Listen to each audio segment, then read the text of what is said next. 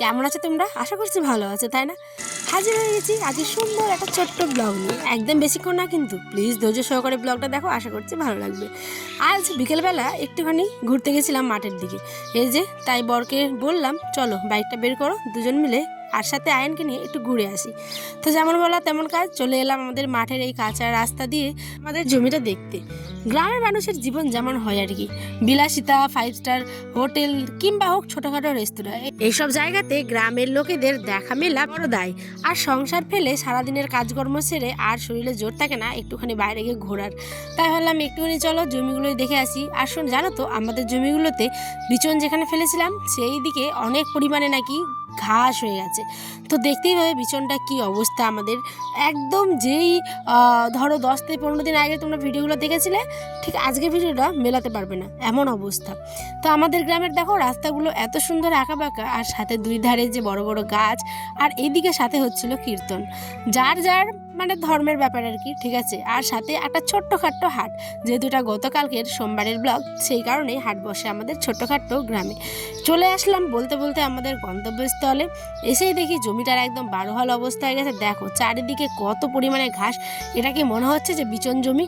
এটা মনে হচ্ছে একদম ঘাস। দেখো আলে আলে আলে আলে কত পরিমাণে ঘাস। এই ঘাস দেখে আমার আবার পুরো মাথা খারাপ হয়ে গেল। আমরা ভাবছিলাম এত কষ্ট করে যে পরিষ্কার করেছি, কত জল ছিল। যারা আমার রেগুলার ভিডিও দেখো তারা তো জানোই যে কত জল ছিল। জলের মধ্যে নেমে এই জমিটাকে কিন্তু পুরো পরিষ্কার করেছিল আয়নের আব্বা, কচুরিপানা থেকে শুরু করে পুরো জলটা, তারপরে কাদাটাকে সমান করেছিল লাঠি ঠেলে ঠেলে। তোমরা ভিজিট করলে হয়তো দেখতেই পাবে। তো ওইটাই মনে হয় ভাবছিলাম যে এত কষ্টে আমাদের জমিটা, আর এই জলটা তাহলে শুকাবে না, এটাও শুকিয়ে যাবে। তারপরে বললো আয়নের বাবা বললো যে কিছু হবে না, তুমি টেনশন করো না, আমি এদিকে দেখছি কি করা যায়। তারপরে এই যে মানে স্প্রে করার জন্য একটা বিষ নিয়ে এসেছিলো। এদিকে আয়ন আমার বড্ড খুশি জল দেখে। দেখো এইখানে আয়নের আব্বা একটুখানি জলের মধ্যে আগে ওটাকে স্প্রে করবে বলে ঘুলে নিচ্ছে, ঠিক আছে। এটা হচ্ছে কি আগাছা মারার জন্যই মানে এই বিষটা। তারপরে এই জলটাকে যে দেখছো এইটা পুরো জল ছিল। একটা ভিডিও তোমরা দেখেছো আয়নের আব্বা পুরো ডুবে গেছিলো ভিতরে, মানে পুরো পড়ে গেছিলো জলের মধ্যে, ঠিক আছে। তো এখন জলটা শুকিয়ে গিয়ে দেখো কোথায় গিয়ে দাঁড়িয়ে, বুঝতে পারছো কোথায় ছিল, এখন কোথায় গিয়ে দাঁড়িয়ে।